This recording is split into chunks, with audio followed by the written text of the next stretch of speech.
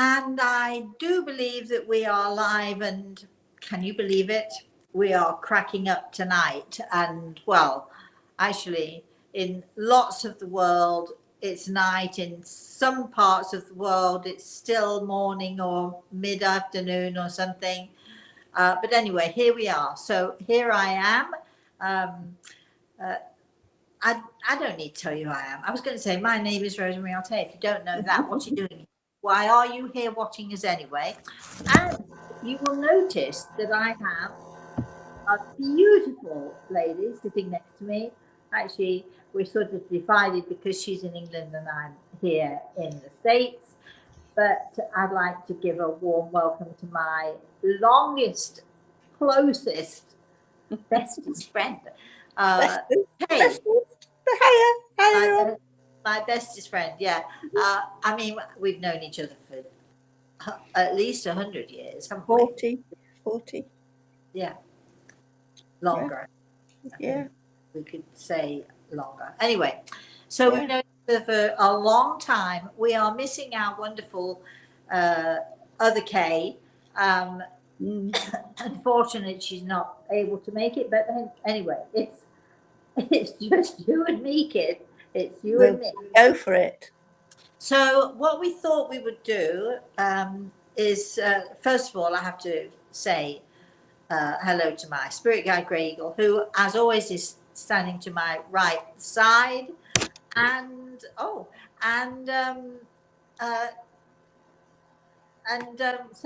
want to say hello to all of you. I forgot what I was doing for a minute there.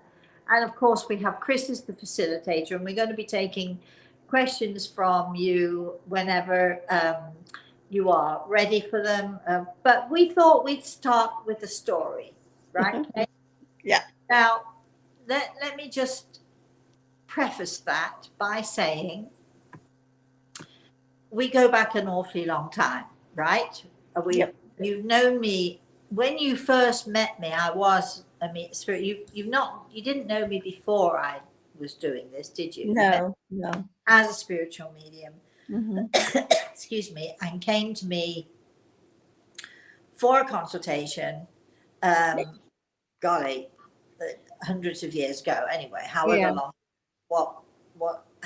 it was, and I think you got a little bit more than you bargained for. I did, as we do. And at that time, you only had 2 little girls. Yep. And it was a little while after that our beautiful Jess came along, and so I've known you since before you had your Anna and Chloe were very small at the time. I can't remember how, but they were small at the time, and you were a farmer's wife. I was. And a housewife, and you of course, you're an artist. I'm trying to tell people what they should know about you. Kay is a phenomenal artist, and does beautiful work. And so what else can I say about you? Just nice things. Well, yeah. I mean, well, actually, you wouldn't be my friend if no. But I'm going to go to the other side of things, because I do have to say that Kay became my student. She became a student, learning healing, learning lots of things. And perhaps I would say one of the most frustrating, I mean, I think I had my hands around your neck a few times over the years. More than once, I'm sure. Yeah. Did you deserve it? I'm going to ask. I'm not going to answer that one. I didn't think I did at the time. So we are truly cracking up. We're laughing about all of it. And we've gone through a lot together, haven't we? We've gone through we have all sorts of things together. Good stuff. And so I knew Kay's family prior to your mum and dad passing. I knew Yeah. that had to run the gamut of them. They didn't like me very much. Do you remember? Yeah, that was tough, wasn't it? It was tough because we were very close, and Yes. they both of them made Right. their dislike of me very, very plain. Yeah, they did. Yeah. In lots of ways, but we got through that, and then your mother finally, I think, came around to, first of all, not only accepting me, but then when I became more well known throughout the world, I think your mum really loved to enjoy telling people that, Yeah. well, I know her, she's a friend of ours. Yeah. Yeah. Which was kind of nice because she finally did come around, not only to the fact Took 20 years. she not only came around to the idea of me and not being so mean anymore, but she also, most importantly, she came around to the idea of you being a healer and Yes. accepting you for who Yeah. you were and what you did. Do you want to Yeah. say anything more about that? She actually did enjoy coming to the healing centre in Scunthorpe regularly. Yeah.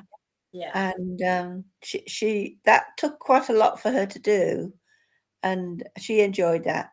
I think my father did continually call me a witch and believed I really was a witch. And whether he's listening, and I'm with him. But he wasn't very nice about it, was he? I mean, Not really, but I don't think that he would have thought that way. He probably wouldn't agree that he was unkind or mean, but he probably pretty well was. anyway, moving on from that. Yeah, moving on.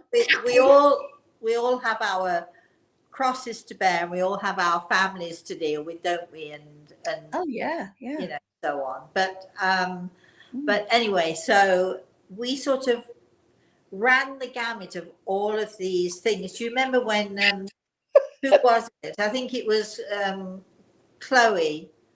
Who is watching? Who is watching? Oh, hi, darling. Yes. Whatever I say about you, you know I love you. But I do. Charlie's with her too. And what? Charlie's there as well. Oh, hi, Charlie. But can you remember the time you called me up and you were frantic because Chloe had run away? Yeah. Do you remember that? How old was you at the time? Well, quite small and very determined. Yeah. Oh my goodness, she's saying. Tell us that story. So I came over to see if I could help find her. I mean, she couldn't have been more than 8 or so, could she? She was 8 or 9, and she'd gone up. There'd been some family disturbance with one of the aunties up at the farm, and she'd run off to see this auntie, and really just to prove a point, I think, because she thought she could do something good up on the farm, and but she forgot to tell you all that she'd got. Yes. Bless her heart.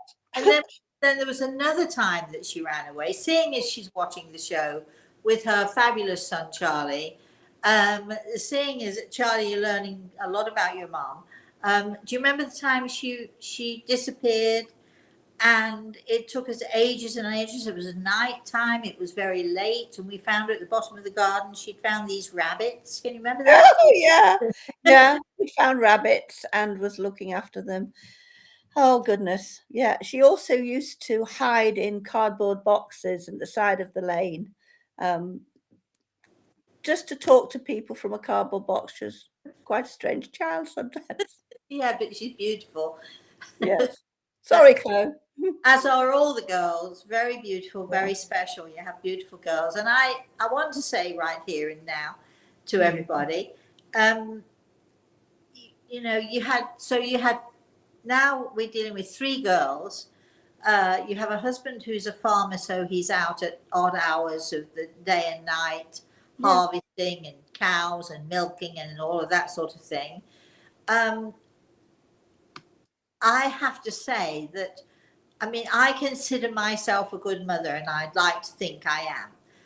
But if I were to have, if somebody were to say to me, if you have, because we just had Mother's Day here. You have it earlier in the year, but it just went a couple of weeks ago. If I had to say who gets the award for Mother of the Century, it would be you, because Oh, come on now. This is soft soap. no, it's true. See, here's the thing. I grew up in a family where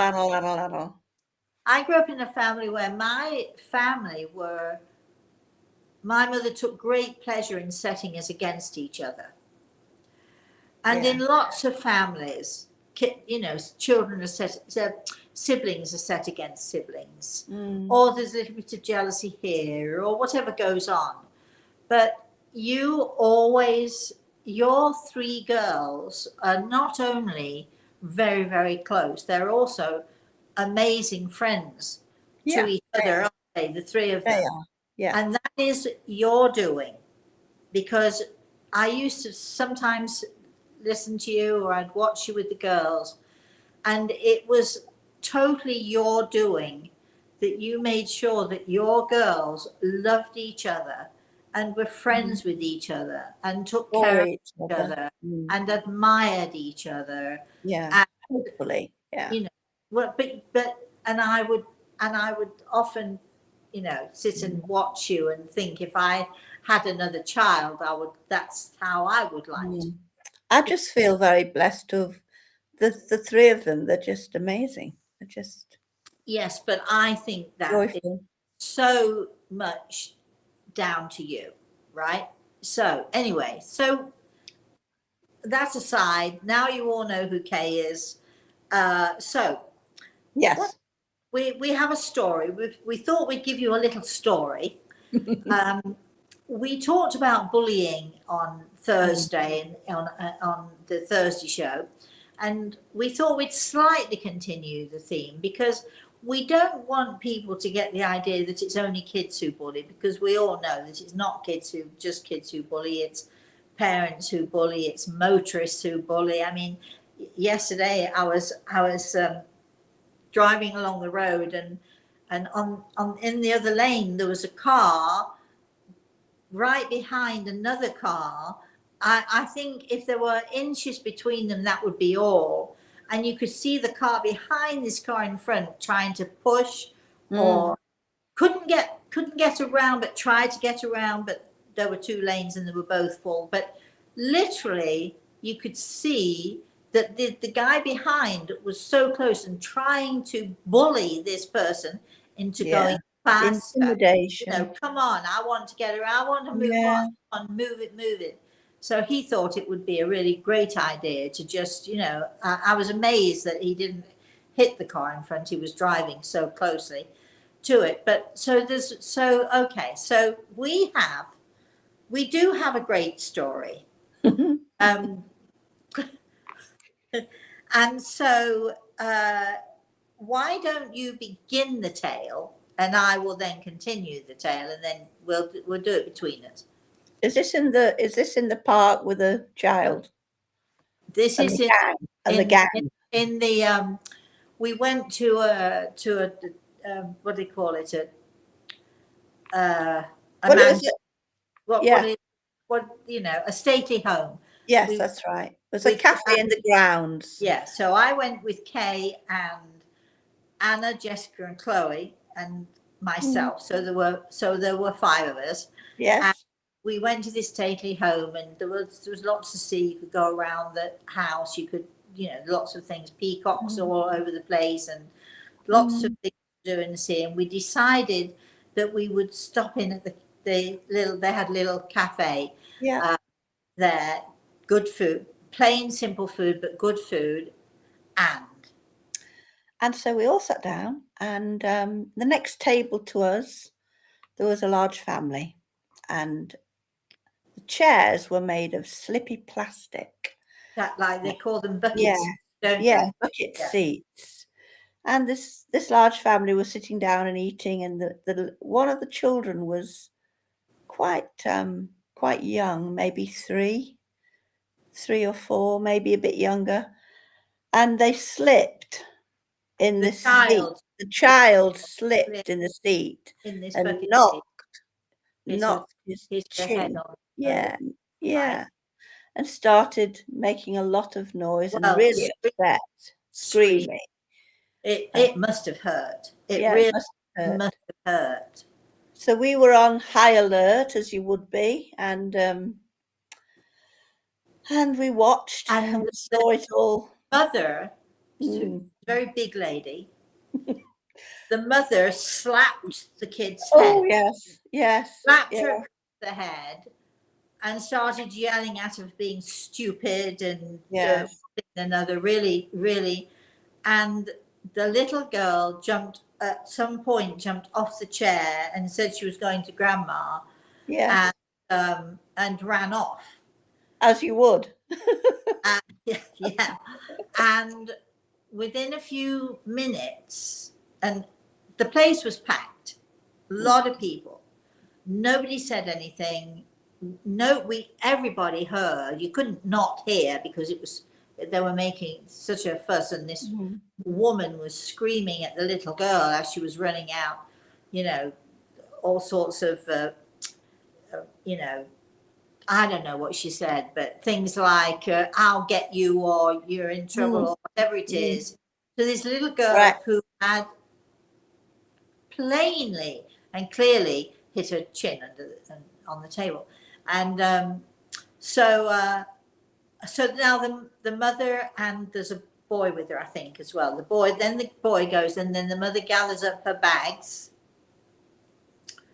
and off she goes.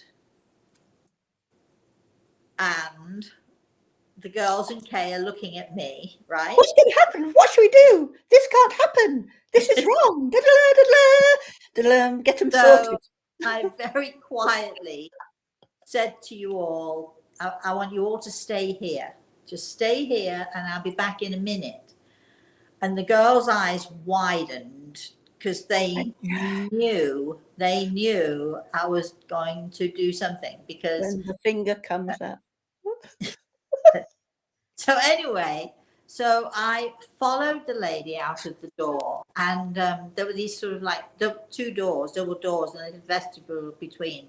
And as I got to the door, she was standing in the little vestibule. And so I come through the door and I say to her very nicely and very gently, excuse me, can I just say something to you? And she looked at me. She was very big. She was 10 times bigger than I was, can tell. She was big, one blowing you down. And I'm a skinny little thing at the time. And I said, do you mind if I say something to you?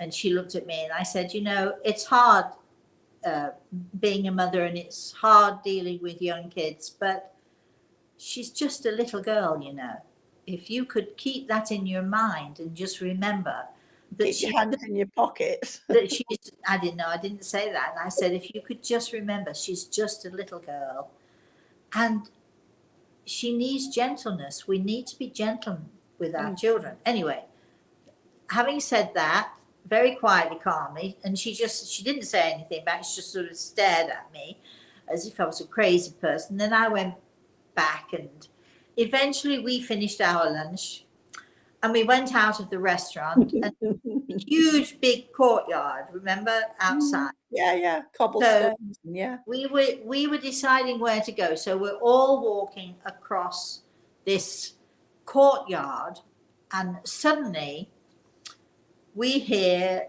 a really loud voice shouting, that's her, and we turn. There's this woman pointing at me. That's her. And she was with a mother and a lot of other very big people. I only say this because I was just little at the time, so it was like an intimidating group. It was a big intimidating group. Yes, it was. And the girls, the daughter's screaming, that's her. And she'd obviously gone and told her mother, goodness knows what, that I'd said something or interfered or whatever.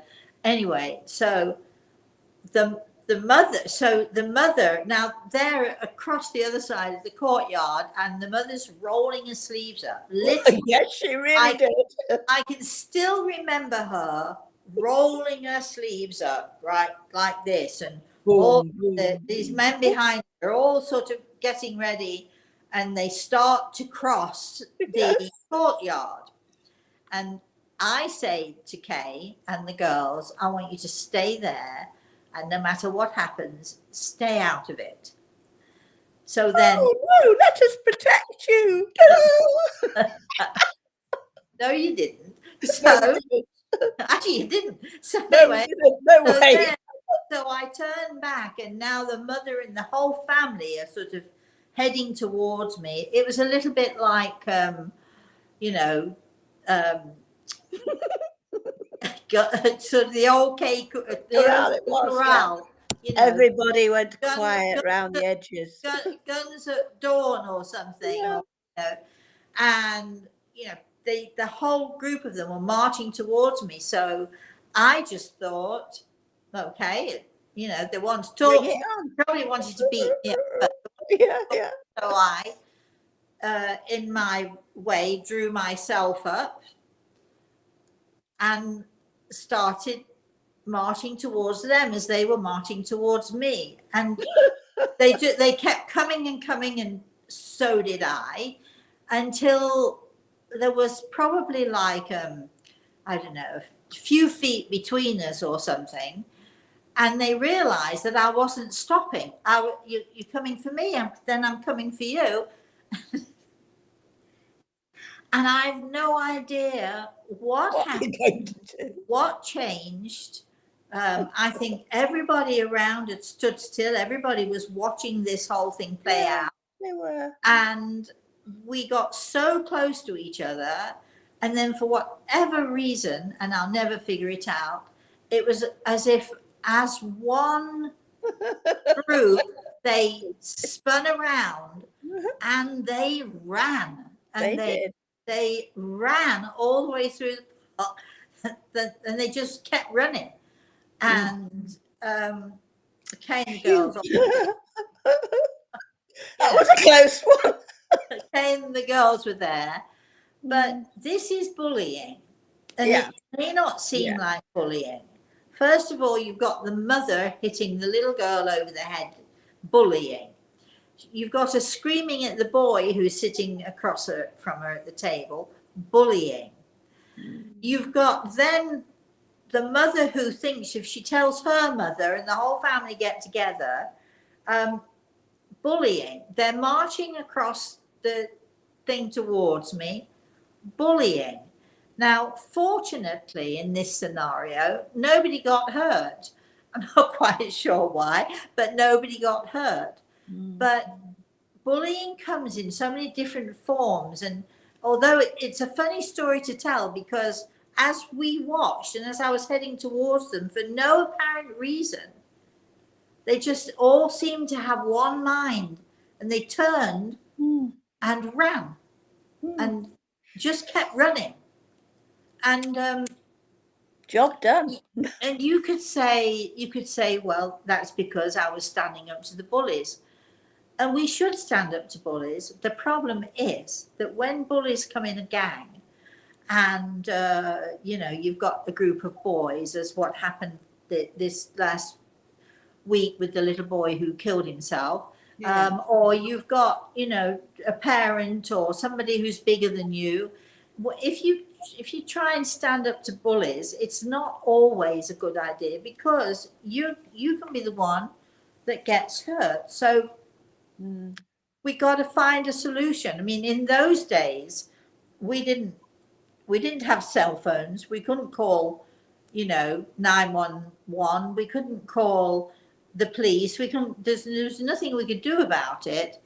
But bullying has been going on forever, for years and years and years, and it's a very tough thing to know what is the solution. And on Thursday, we had lots of people commenting and making great comments. And well, it should be the responsibility of the teachers, or it should be the responsibility of the mothers, and so on.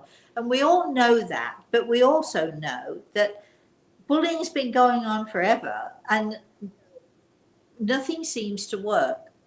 And in my view, the only thing that needs to happen when we see bullying is, there should be a consequence. And if we can't, as individuals, give consequences, then we should have a body or the police, or there should be something or somewhere that we can go to report bullying, where people step in immediately to investigate, to see if it's right or if it isn't right, because a lot of people are accused of bullying and they're not really bullying at all. And I think there are a lot of people in this world who are bullies and they have no clue that they're bullies at all. No, That's it's a culture they've grown up with. Yeah, that's who they are. So I think the more we talk about it and the more we try to educate people, but also I think the more we can find what are the consequences of bullying before it gets to the point where somebody takes their own life. Yeah. Because this isn't this little boy of 10 years old. He's not the first one to take his own life because of bullying. There have been teenagers who have taken their own lives because of bullying. It goes on. There doesn't seem to be a solution. So we tell our story of the OK Corral, and it happens to be a true story, and it happens to be a fact that I got up and did something about it. Did I make a difference? I don't think so. Probably not. I think that mother will still smack a little girl around the head, and that little girl is probably now she must be 30 years old or something, for whatever it is. Yeah. But how can we make a difference? What can we do? If only we could make a difference, or bring about consequences, or find a group or a body of people who have influence enough so that the bullies don't get away with it. I mean, you get sent down for murder, you might get 30 years, but you only do what, 10 or 12 or something? What's that about? That's about no consequences. Yeah.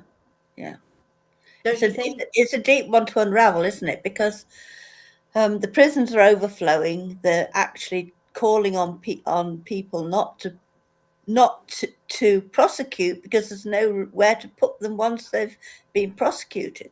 So Right. people there are less and less consequences for bad behaviour across the whole spectrum of behaviours. And also the prisons nowadays, I mean, you can hardly say it's a punishment. They get 3 good meals a day. There are lots of people who don't mind being in prison because they get fed and they get taken care of and they get clothes and so on and so forth, and they have things that they wouldn't ordinarily have. They'd be living on the street. For many people, it's a safety net, and So I don't think necessarily prison is the answer, but should we bring back the stocks? What do you think? I've never actually had to be put in any. I'm surprised, but I never actually have been put in stocks. Well, I might have metaphorically put you in the stocks from time. Oh, I'm sure you have. Yeah. Not going there. For those people who are wondering, what are they talking about, the stocks? Oh, medieval torture.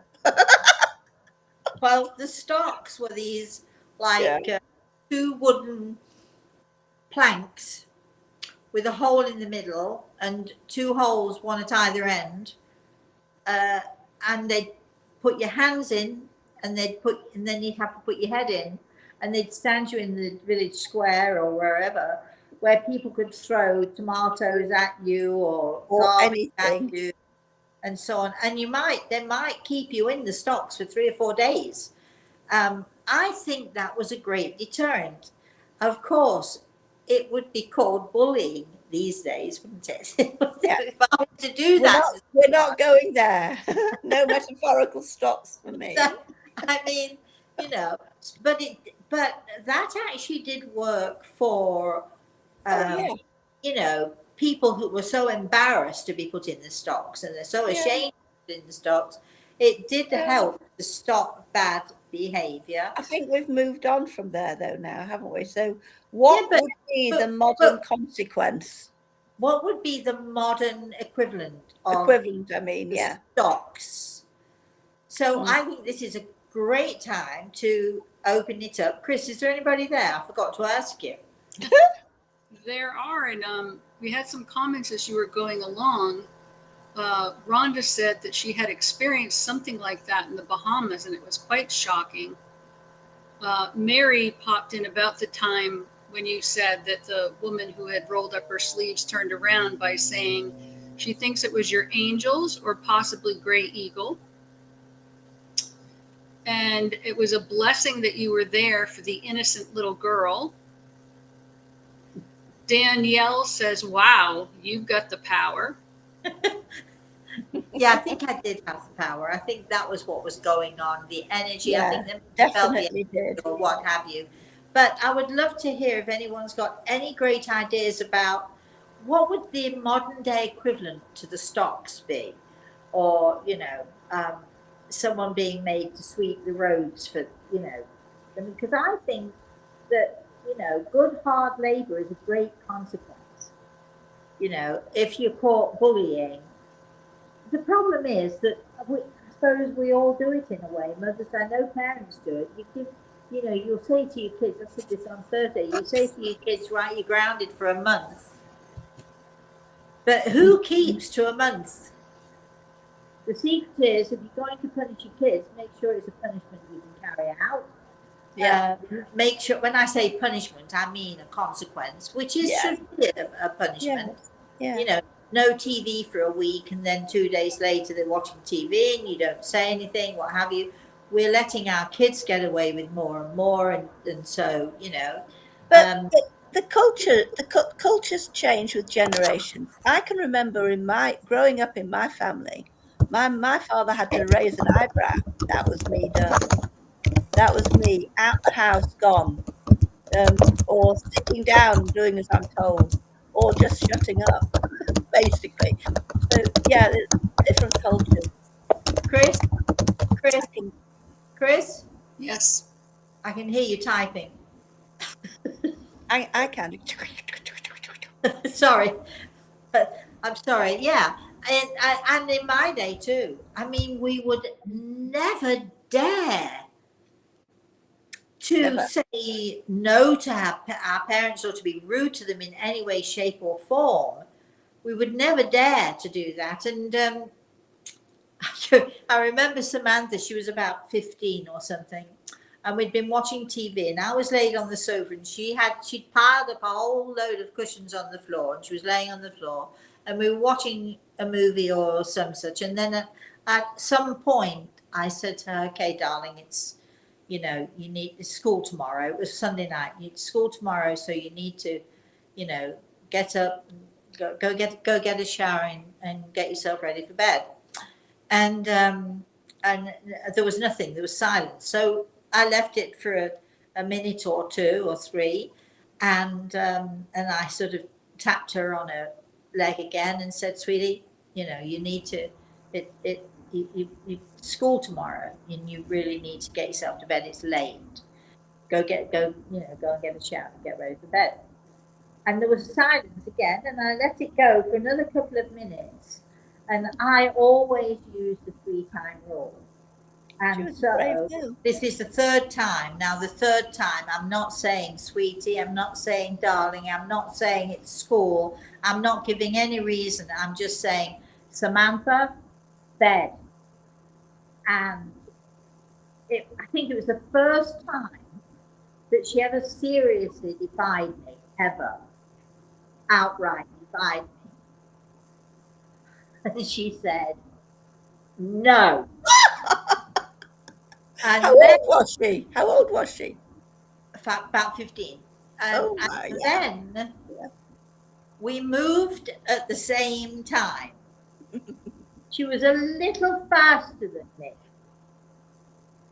But as soon as she said it, she leapt up and started racing up the stairs, and I had leapt up off of the sofa, and I was racing up the stairs after her. And Funny. by the time she'd got to the top of the stairs, I hadn't touched her at this point, hadn't laid a finger on her. She's screaming. She's, don't hurt me. Don't whip me. Very dramatic, because I didn't, I never beat my kid. And it's like, I'm sorry, don't hurt me. She's so terrified. I think she scared herself more than anything, because I don't think she expected to defy me like that. Anyway, she flew into her bedroom and she flew onto the bed, and I flew onto the bed after, and I grabbed her by the shoulders, and I'm shaking, and her head's going up and down, and I'm saying, don't you ever dare defy me again. Do you understand? And I'm saying, do you understand? And it was the very first time she dared to defy me. Of course, there were other times, years later, she got even more defiant. But it was that became a badge of honor. When we look back at it, though, Yeah. she and I, we both laugh, because she's screaming, don't hurt me. And I've never, ever hurt her. And she laughs about it now. She was just got so scared that she dared to defy me. But that doesn't happen anymore. I mean, I hear kids all the time saying no to their parents, and their parents completely ignoring them. Yeah. I mean, and you hear people say, "Please don't do that," and they carry on doing it. Please don't do that. And they don't follow through. People don't follow through. No, and they don't have the confidence, right, in themselves or their own power. As you can see from the story I just told, there were consequences in my house. Yes. And I know you had consequences with your kids. They couldn't have cookies, or they couldn't watch TV, or they, couldn't do whatever activities they wanted to do, or so on, or things like that. There were consequences, and but I don't know. Anyway, let's hear what else we've got. What else have we got going on there, Chris? All right, Violet says, if you were in the stocks, you needed someone to stay with you overnight, as the person was often sexually assaulted during the night. Oh, that's a bit harsh, isn't it? Wayne thinks that wearing a hat that says sorry for a week or two might work. That's a good idea. Thank you for that, Violet. We were not going there, and we are not suggesting that we should be put in that anybody should be put in the stocks. But thank you for that, light-hearted. It is a cracking up show. And for those of you, probably mostly Americans, who don't know what cracking up means, actually, it's an English turn of phrase. She cracked me up. He cracked me up. Oh my God, we were just cracking up. It means we were laughing. So we're actually, even though the subject might be a serious subject, cracking up is about always looking at the positives and always looking at bringing positive energy into your living rooms, even as you're sitting watching us.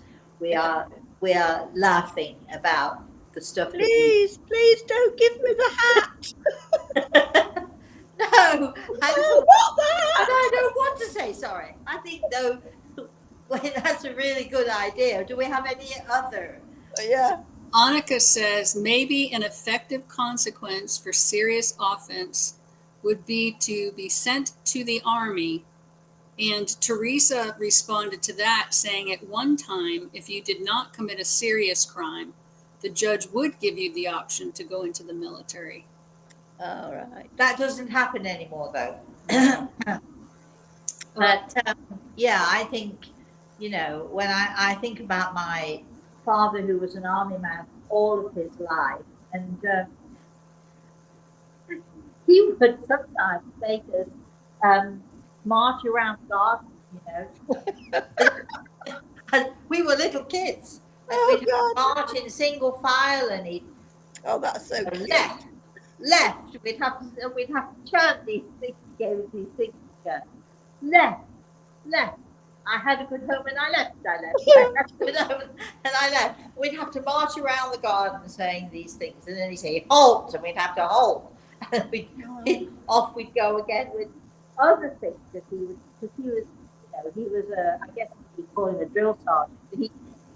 He kept all his soldiers in line, and there's one thing he used to say, which is a little bit rude, but I'm going to tell you anyway, because we're going back in time, and these are the consequences of soldiers who messed up or whatever.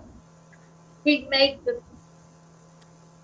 hold the rifle in one hand and the penis in the other.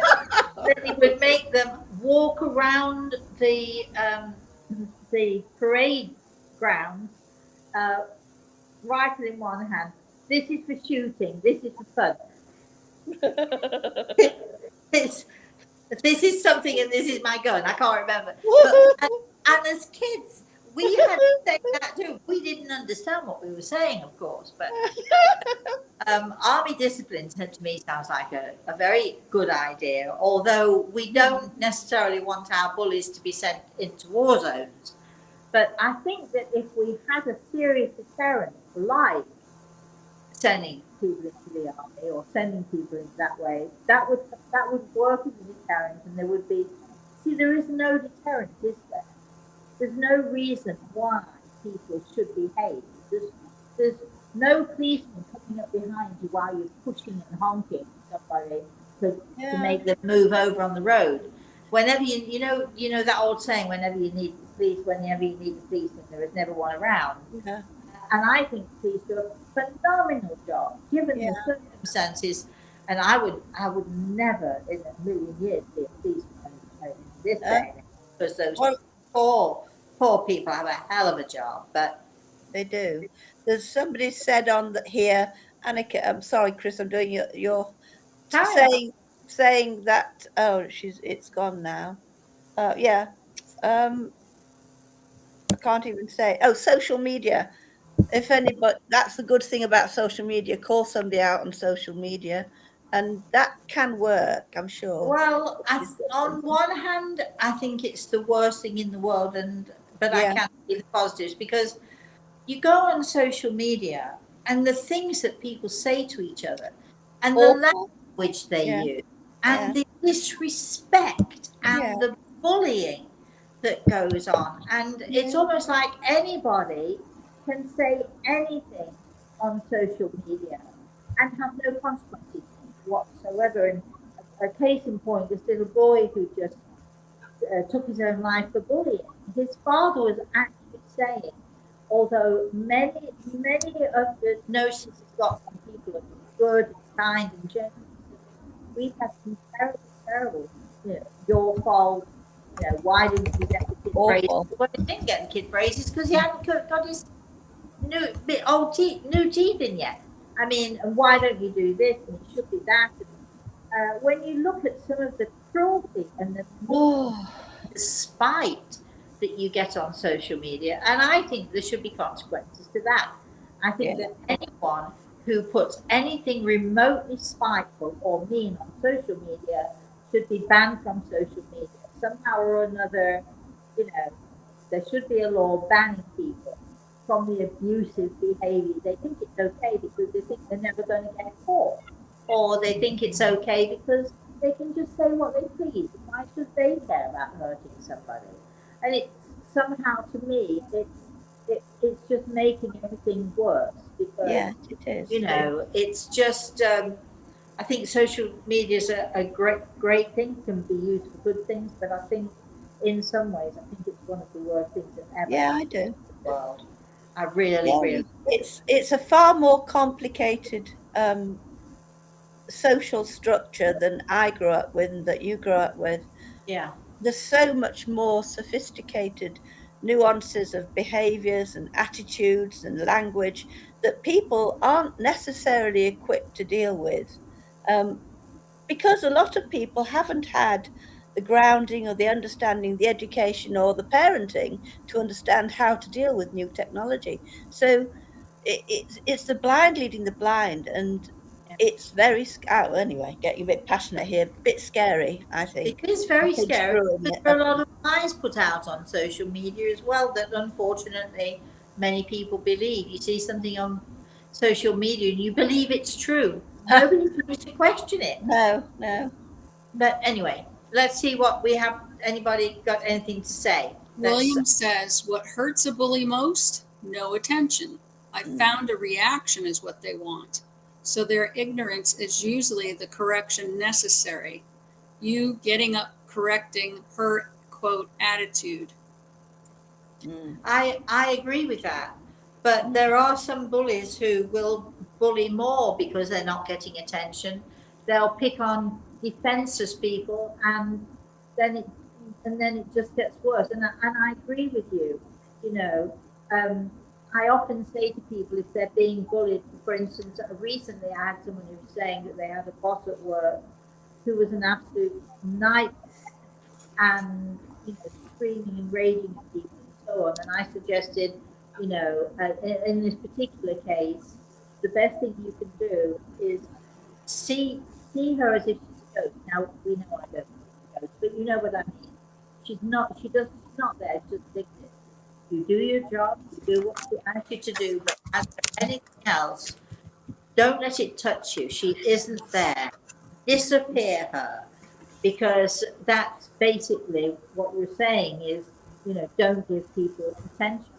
But a lot of people can't do that. It's tough. It's a hard thing to do.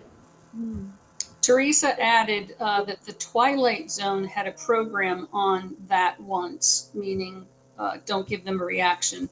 Your punishment was to go back into society, but no one was allowed to acknowledge you, look at you, talk to you, or they would be punished.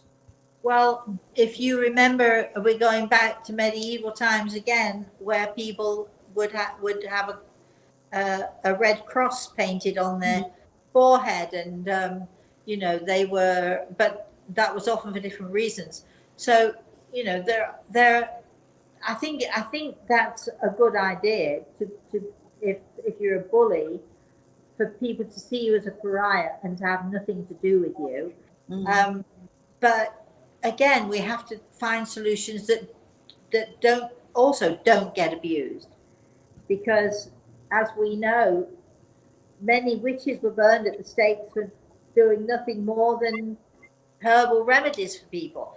So so it's tough. It's a hard thing to deal with, and so solutions aren't easy, but there have to be consequences. There should be consequences. Last one.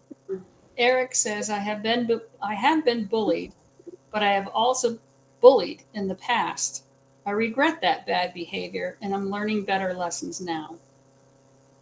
Well, Eric, thank you for that, because it takes a very brave person to actually, admit that you did bully.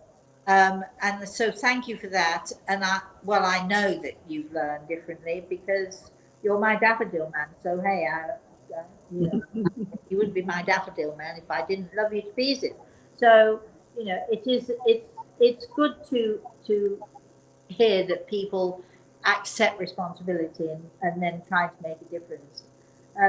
What I feel is, because we can't change the world, what we can do, though, we can actually change the people who are around us, the people who we have connections with, the people who hopefully listen to, or people that we listen to.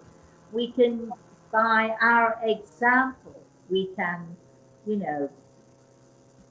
treat people kindly, treat people nicely, say thank you to the waiter. I go into a restaurant, and there are so many people who don't even say thank you to the waiter or waitress when they put the food down. It's like they're not there. Ignorant, isn't it? And it is ignorant. Yeah. But I think that people are, they've got their AirPods in, or they've got or they're on the phones, or they're not even paying attention to what is going on around them. And I think we need to pay far more attention to what's going on with us and with other people, and to set the best example that we possibly can. William had an additional thing to say. Better ways to get, let me start at the beginning. I have 16 older siblings.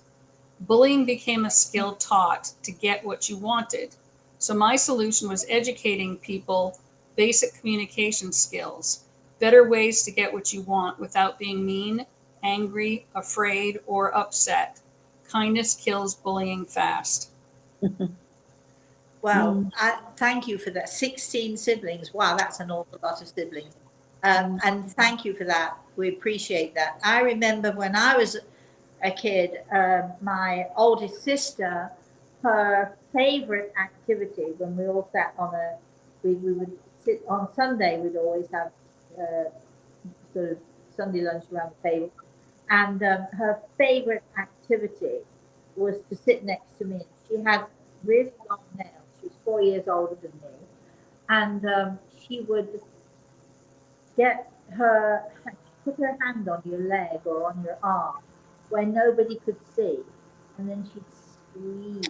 Ooh, nasty person. Squeeze. Or she'd spit at you, or she'd spit in your food if nobody was looking. Oh dear. I mean, she was something. It's, of course, you can't, if your parents aren't watching, or if they consider you, in my case, they considered me the weird one or whatever, or the crybaby. I was always told I was a crybaby, and everybody who came into the house was told, "Oh, she's crying again." Well, yeah, maybe if I hadn't had to deal with the stuff I had to deal with, I wouldn't have needed to cry. But it's odd.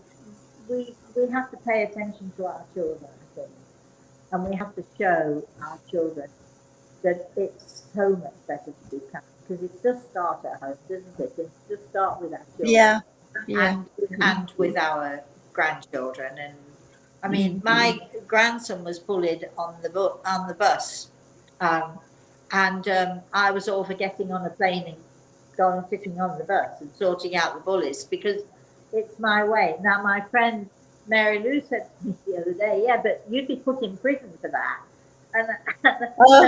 And I said, "Here you are, put the cufflinks on, because I'd rather be sent to prison or punished for standing up for the rights of people." And my grandson was also talking the other day about, what it was like in the days with Martin Luther King and, all of that stuff, and the Ku Klux Klan, and I mean, Heavy stuff. people were given carte blanche to bully, to kill, to maim, to do whatever.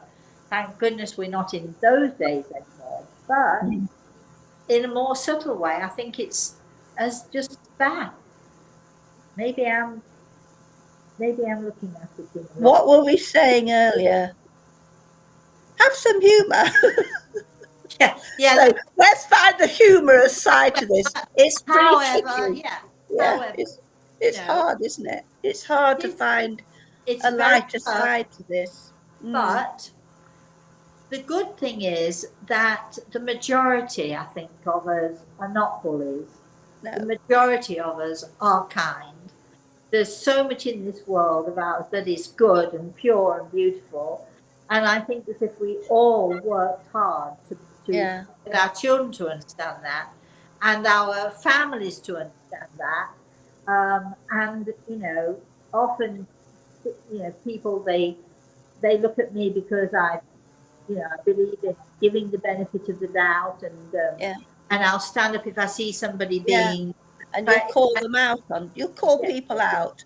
Or if I'm with somebody who's being mean or saying something that's really mean, I will, even if it's a good friend, and this, Kay, even if it's in a kind way, I'll say, please don't do that. And I can remember once a friend of mine was, talk about criticizing and going on and on about a friend's car in the state of it and how disgusting it is and so on and so forth. And I remember saying to her, please don't be mean. There's no need to be mean. And she actually said to me, well, there's nobody listening.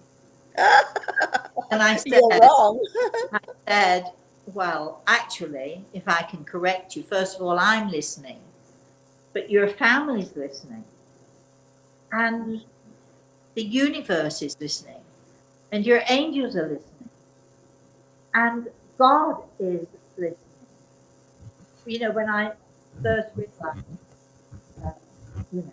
what it actually meant to be watched, how close the spirit world were to us, I started, you've heard me say this before, Kay, I've said it before, I've started using bubble baths in my birth water. But I also started really paying attention to my thoughts because, you know, I could easily look at someone and say, oh, that skirt's ugly or whatever, be judgmental, don't, you know, what's the thing she's wearing and so on. And so, you know, be nice, be nice. Yeah. Even your thoughts, be nice, because there is always someone listening. There are always our angels. And you know, they bounce back, don't they? The good old boomerang bounce back.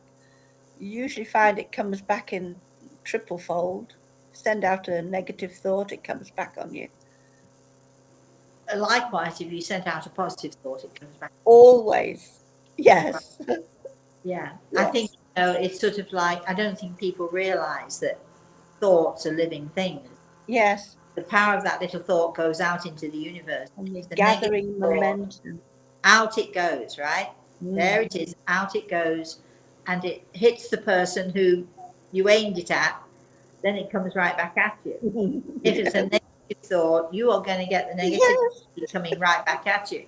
If you're going to do positive thoughts, likewise. Yes. I hear people say, you know, all the time, I've had so many people say, well, I haven't had a happy life and I didn't do and I often think, you know, and sometimes I'll actually say, well, if you try being more positive, try being more pleasant, try being nicer to people. How about you go shopping and you put a smile on your face and you just smile at people? How about that? That brings you a happy life because it brings you positivity, it brings you great energy, and that's what it's all about at the end of the day. Positivity always wins. Anything else? I think we're all at time, aren't we, Chris? No, it's surely not. Is it gone? It is about an hour gone. Judith says, my sister would not tolerate bullies ever, all of her life. She confronted her son's coach and other teachers and always won. Wish I could be more as she was.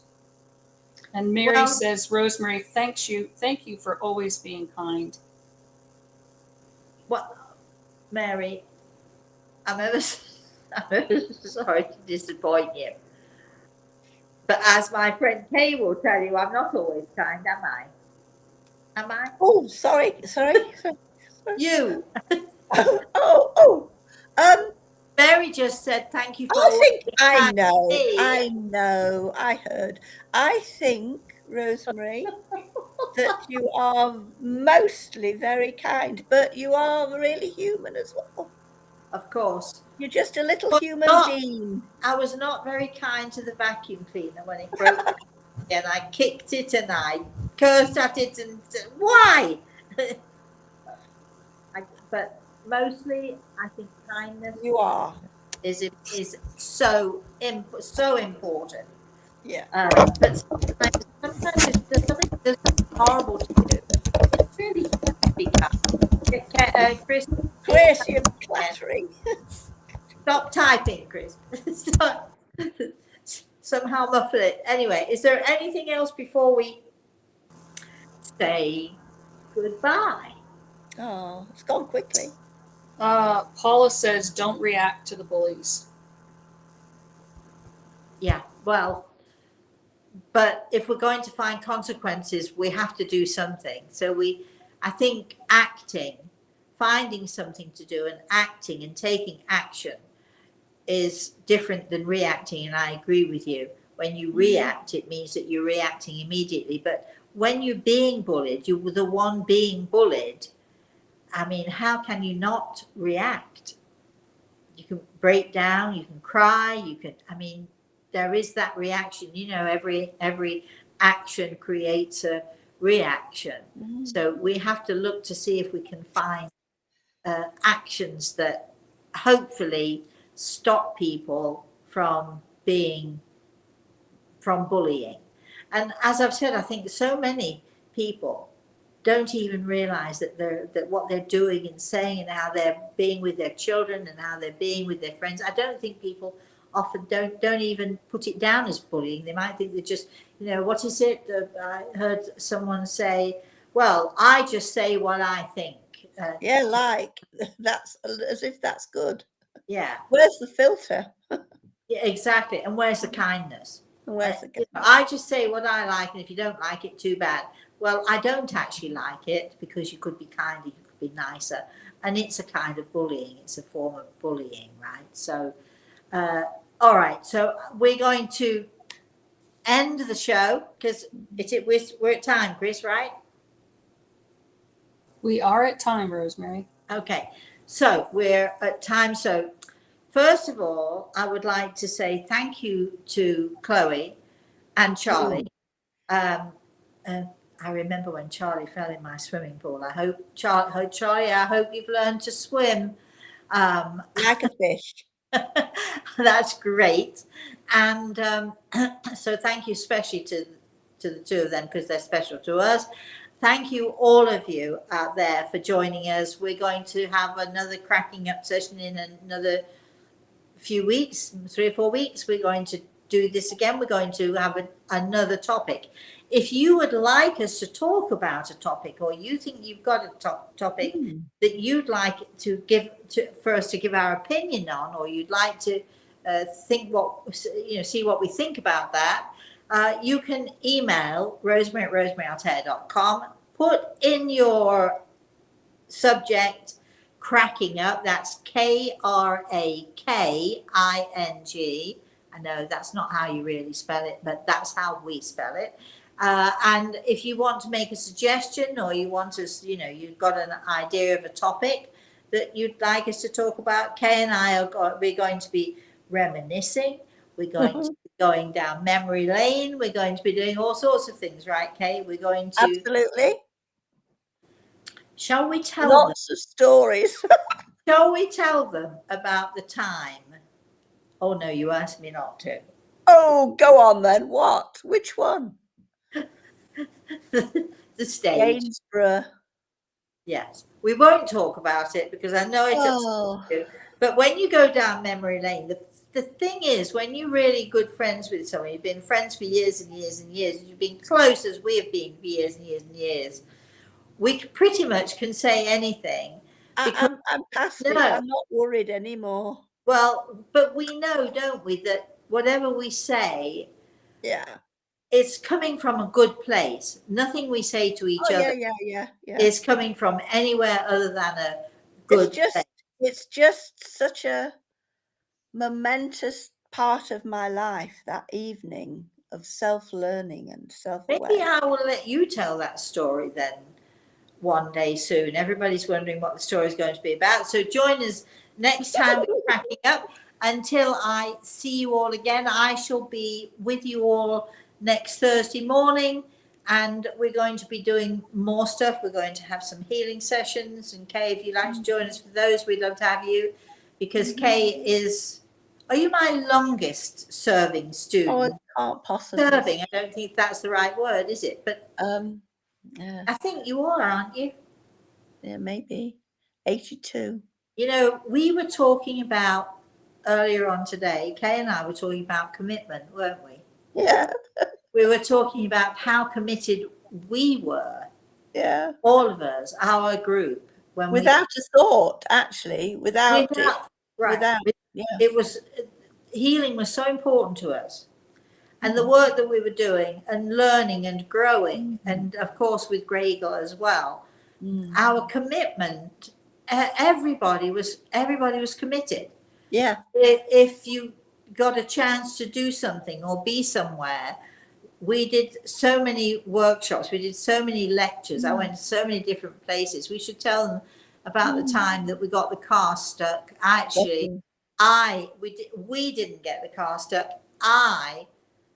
Did I drive the car, or was it Gerald who drove the car? Gerald. We'll blame Gerald. Let's blame Gerald. Drove a car, we were in the city of York in England, and we drove a car, and the roads were so narrow, and it wasn't a large car, but he thought he could drive down this narrow street until the wheels got stuck between the pavement, and we couldn't move the car back, and we couldn't move the car forward, and we were supposed to be at this hall doing a demonstration, and we had to get out of the car. Kay and I, leg it, and Gerald's wife, we had to get out of the car. We had to run like to get to where we needed to be.